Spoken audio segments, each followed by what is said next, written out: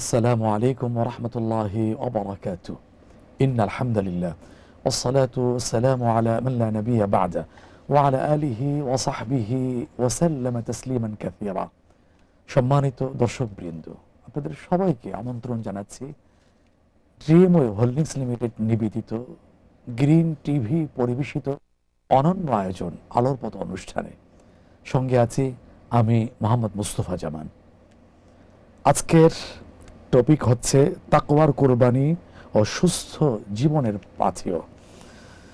তাকওয়ার কুরবানি মানুষকে খাউফুল্লাহ, আল্লাহ ভীতি, আত্মত্যাগ এবং সুস্থ জীবনের শিক্ষা দিয়ে থাকে।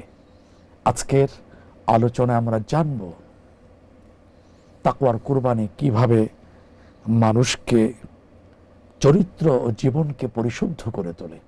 এই গুরুত্বপূর্ণ বিষয়টি জানাবার জন্যে আমাদের আমন্ত্রণ গ্রহণ করে স্টুডিওতে উপস্থিত হয়েছেন বাংলাদেশের খ্যাতনামা আলেমে দ্বীন, ইসলামী চিন্তাবিদ, গবেষক এবং বাংলাদেশের ঐতিহ্যবাহী মসজিদ গুলশান সেন্ট্রাল জামে মসজিদের মোহতারাম ইমাম মোহতারাম শেখ ফাহিমুর রহমান হাফিজাহুল্লাহ তাআলা। শুরুতে বিনয়ের সাথে অনুরোধ করে রাখছি, আমরা শুরু থেকে শেষ পর্যন্ত সম্পৃক্ত থাকবো ইনশাআল্লাহ। আসুন আমরা মোহতারামের সাথে পরিচিত হয়ে নিই। আসসালামু আলাইকুম ওয়া রাহমাতুল্লাহি ওয়া বারাকাতুহু। ওয়া আলাইকুম আসসালাম ওয়া রাহমাতুল্লাহি ওয়া বারাকাতুহু। মোহতারাম, সুস্বাগতম এবং কৃতজ্ঞতা, মূল্যবান সময় দিচ্ছেন।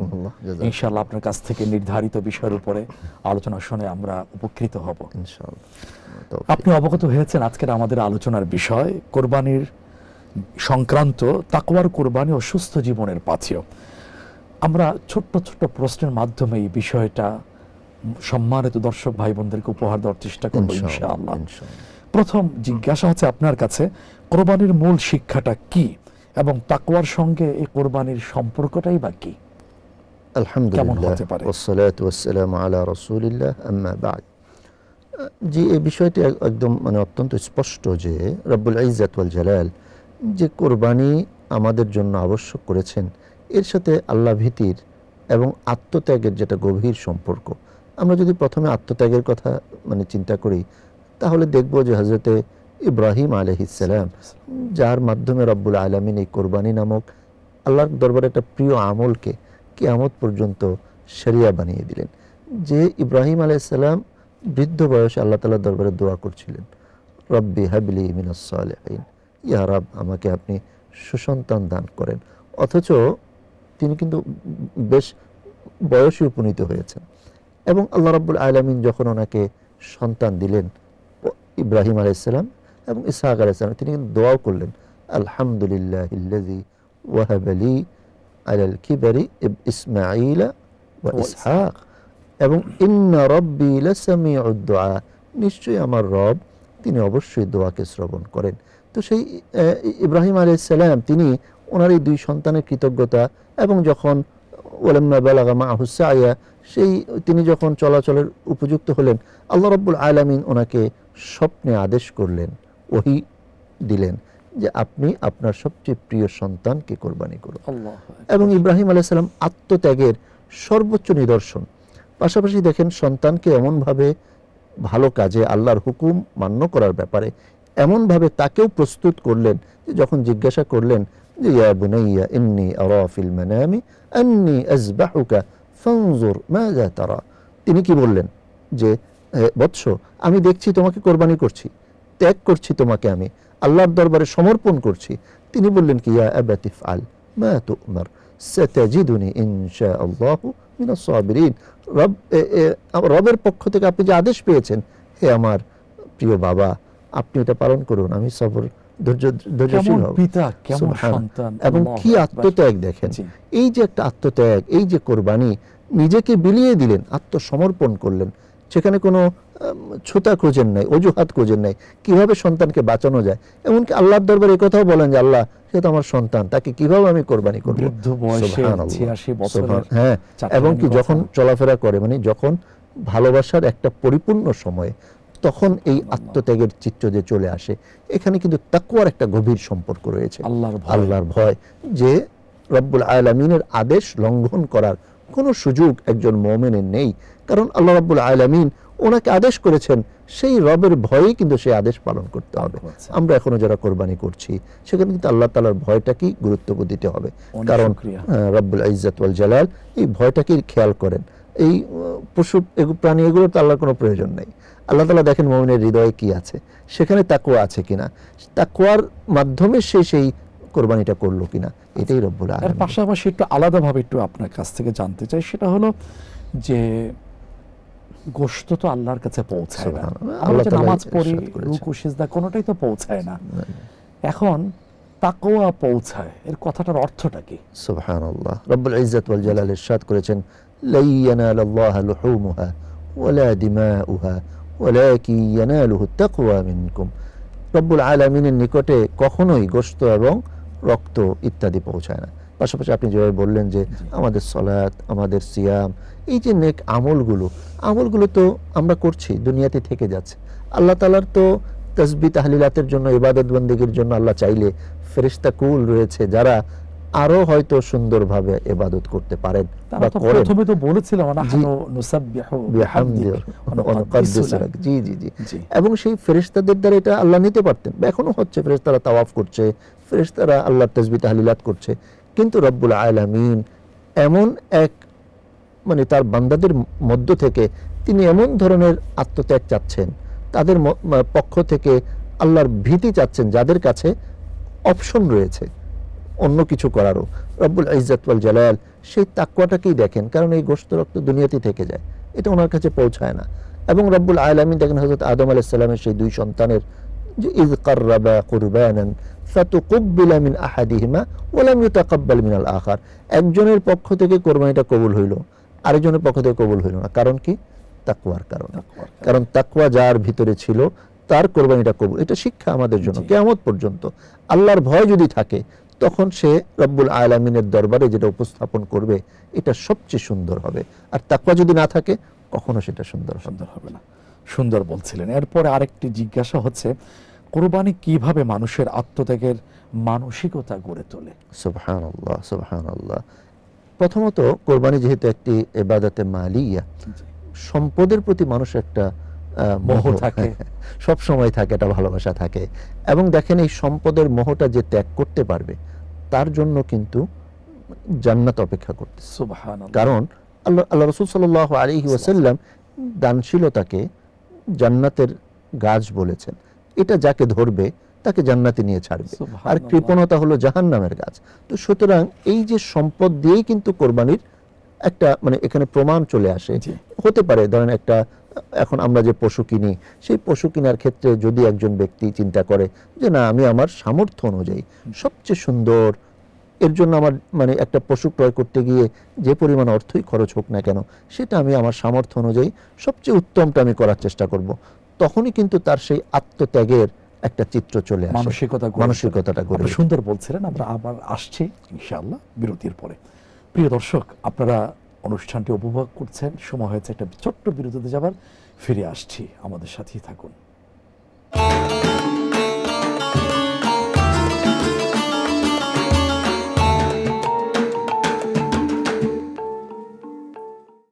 প্রিয় দর্শক, বিরতির পরে আরও একবার স্বাগত জানাচ্ছি আলোর পথ অনুষ্ঠানে। সঙ্গে আছি আমি মোহাম্মদ মুস্তফা জামান। আজকের আলোচনার বিষয় হচ্ছে তাকওয়ার কোরবানি ও সুস্থ জীবনের পাথেয়। আলোচনা পেশ করছেন মোহতারাম শেখ ফাহিমুর রহমান হাফিজাহুল্লাহ তাআলা। আসুন আমরা আলোচনায় ফিরে যাই। জি মোহতারাম, আপনি সুন্দর করে বলছিলেন যে আত্মত্যাগের মধ্য দিয়ে সুন্দর করে মন মানসিকতা গড়ে ওঠে কোরবানি আল্লাহর জন্য দেওয়ার মধ্য দিয়ে।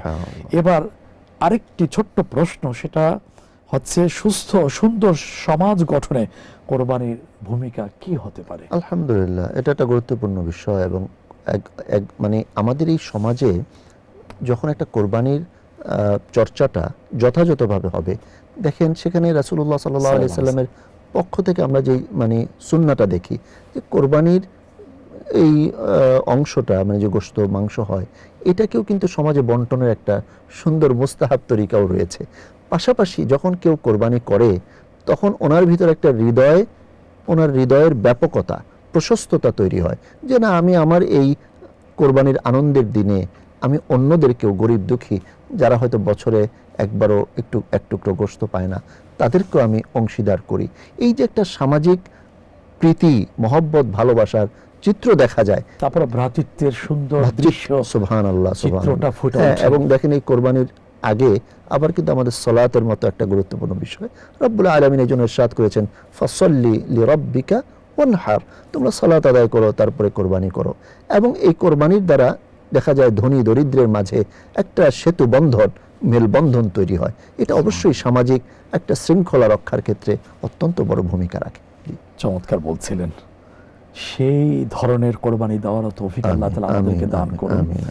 কোরবানির মাধ্যমে গরিব দুঃখীর হক আদায় কিভাবে হয়? সুবহানাল্লাহ। যখন একজন মানুষ কোরবানি করে, তার যেহেতু মূল লক্ষ্য উদ্দেশ্য থাকে আল্লাহ তাআলার সন্তুষ্টি, সুতরাং আল্লাহ তাআলার সন্তুষ্টি কিন্তু দানে। রব্বুল আলামিন হাদিসে কুদসিতে ইরশাদ করেছেন, যেটা নবী আলাইহিস সালাম বলেছেন যে, হে আমার বান্দা, তুমি খরচ করো, আমি তোমার জন্য খরচ করব। মানে তুমি দান করো, তুমি মানুষকে দাও। আমরা দেখতে পাই নবী আলাইহিস সালাম একবার একটা এরকম প্রাণীর যেটা জবেহ করছেন, তারপরে জিজ্ঞাসা করলেন ঘরে যে কি দেওয়া হয়েছে। তো বাসা থেকে উত্তর আসলো যে এই সবই দেওয়া হয়ে গেছে, শুধু কাঁধের একটু গোশত বাকি আছে।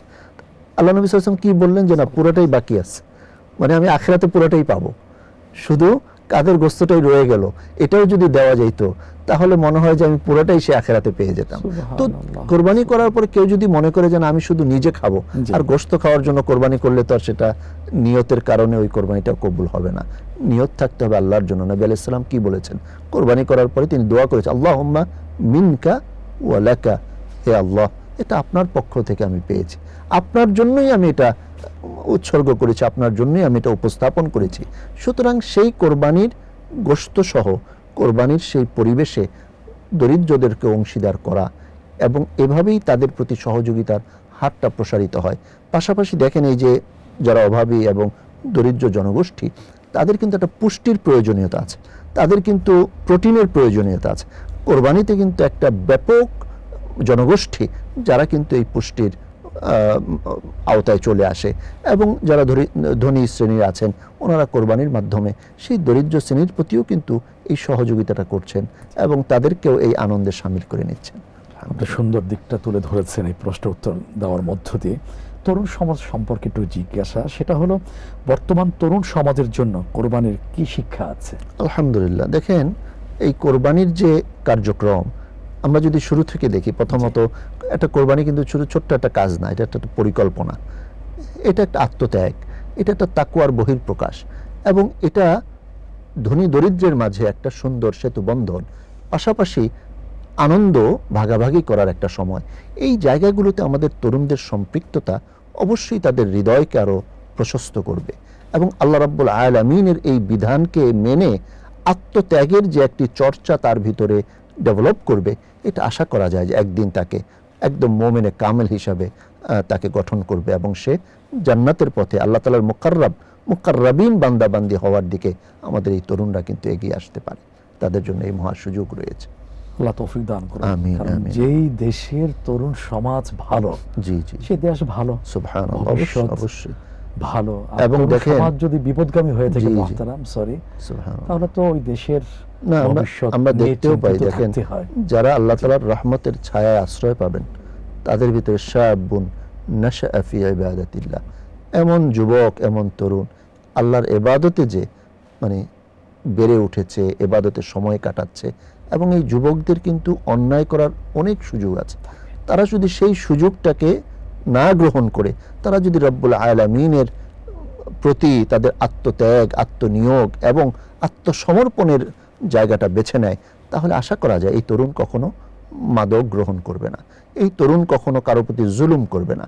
এই তরুণ যখন তার হাতে দায়িত্ব আসবে সমাজ পরিচালনার, এই তরুণের হাতে দায়িত্ব আসবে বন্টনের, সে কিন্তু তখন হক হালালের সাথে, ইনসাফের সাথে সে কিন্তু সমাজও পরিচালনা করবে, সে বন্টনও করবে। আজকে দেখেন এই যে সব জায়গায় বৈষম্য, এই বৈষম্যের পিছনে কারণ কি? তরুণদের অধপতন। তরুণরা যদি সঠিক পথে থাকে সেই সমাজ একদিন হাসতে বাধ্য হবে ইনশাআল্লাহ। ইনশাআল্লাহ, ইনশাআল্লাহ, সেই দিনের প্রত্যাশা আমরা আছি। জি জি, অবশ্যই। এরপরে আরেকটি প্রশ্ন হচ্ছে তাকওয়ার কোরবানি সুস্থ জীবনের পাথেয়, এই বিষয়টি এক বাক্যে কিভাবে আপনি ব্যাখ্যা করবেন? আলহামদুলিল্লাহ, আসলে এটা একটা ওতপ্রোতভাবে জড়িত বিষয় যে তাকওয়ার কোরবানি এর সাথে সুস্থ জীবন। কারণ এই কোরবানি শুধুমাত্র যে আমি একটা চতুষ্পদ জন্তু কোরবানি করছি তা নয়, এই কোরবানির দ্বারা রব্বুল আলামিন আমার, আপনার এবং এই উম্মতের পক্ষ থেকে অনেক ধরনের বালা ফিতনা দূর করে দিচ্ছেন, এবং এর দ্বারাই কিন্তু উম্মত সুস্থ থাকবে। একজন ব্যক্তি যখন আল্লাহর ভয়ে সে আত্মত্যাগ করছে এবং ওই পশুটার সাথে কিন্তু তার একটা মহব্বতের সম্পর্ক তৈরি হয়, তাকে এনে কয়েকদিন লালন পালন করে, তার সাথে একটা ভালোবাসার সম্পর্ক তৈরি হয়। এরপরে দেখেন রব্বুল আলামিনের দরবারে সে শুকরগুজার হয় যে ইয়া রব, আপনি আমাকে তৌফিক দিয়েছেন, দুনিয়ার কত মানুষকে সেই তৌফিক দেন নাই, তাই না? রব্বুল আলামিন একজন সামর্থ্যবান ব্যক্তিকে কোরবানি করার সুযোগ দিয়েছেন।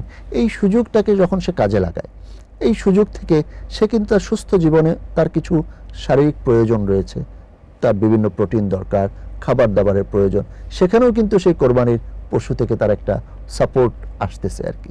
পাশাপাশি একজন ব্যক্তি যখন কোরবানি করে, এই কোরবানি যেহেতু একটা ব্যাপক এবং বৃহৎ কিছু আমলের সম্মেলন, একটা সময়ে, নির্দিষ্ট সময়ে, সেই সময়ে দেখা যাবে যে তার সেই কর্মকাণ্ডগুলো তার জীবনটাকে, তার চিন্তা চেতনাকে পরিষ্কার পরিশুদ্ধ করে দেয়।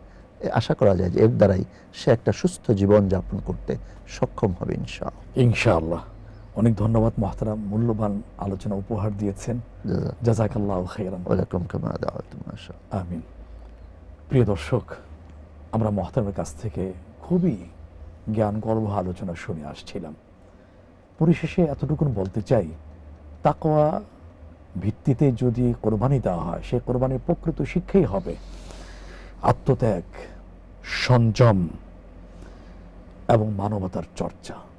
আল্লাহ তাআলা আমাদের সবাইকে প্রকৃত শিক্ষা গ্রহণ করে সুস্থ কল্যাণময় জীবন গঠনের তৌফিক দান করুন, এই প্রত্যাশায় আজ এখানে বিদায় নিচ্ছি। আগামী পর্বে নতুন কোনো বিষয় নিয়ে, নতুন অতিথি নিয়ে হাজির হব। ততক্ষণ আল্লাহ তাআলা আমাদের সবাইকে ঈমানের সাথে, তাকওয়ার সাথে রাখুন, সুস্থতার সাথে। আসসালামু আলাইকুম ওয়া রাহমাতুল্লাহি ওয়া বারাকাতুহু।